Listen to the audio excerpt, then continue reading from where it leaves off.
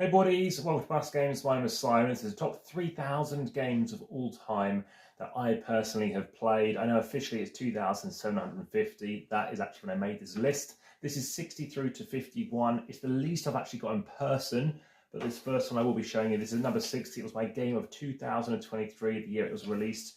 Mimic Octopus by Brain Games. It's a party game for 4 to 8 players. It's all about trying to find other people who are matching with you.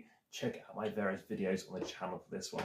So next up, this is a sleeving kind of game, a card crafting game, which is well familiar with the designer John D. Clare, and this is Edge of Darkness. It did take a very long time to play, 2 hours to play, 2 hours to kind of unbox everything, and 2 hours to kind of get familiar with everything. But next up is Adventure Island. It's a fantastic cooperative game where you play with 5 different sort of campaigns.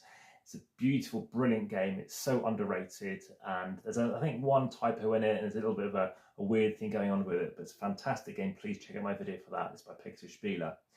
Check my playlist, of course, Spieler. And next, with another cooperative games, please do check out my cooperative playlist. This is Thunderbirds. Very much enjoyed this Matt Leacock game.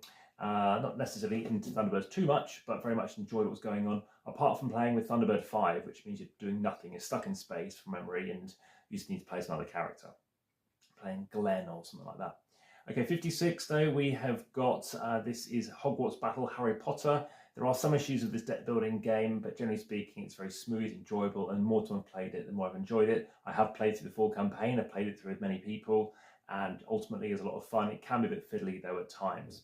Next up, it is a game I have in front of me, and it is a game which I got way ahead of other people being aware of how good this game is, about 4 months in advance, in fact, by Thunderworks.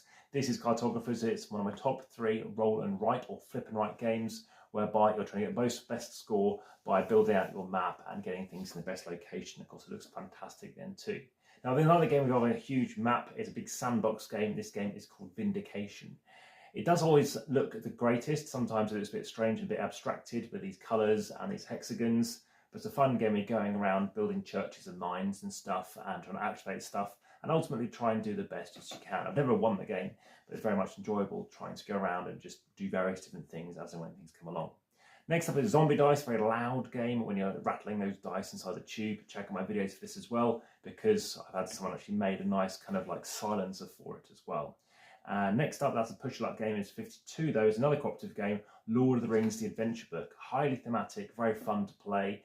Wonderful tie-ins with what you're doing. It's amazing how you can do some wonderful mechanisms with moving around the board and stuff. Check out my video for this. But next up is the final game I do actually have in front of me.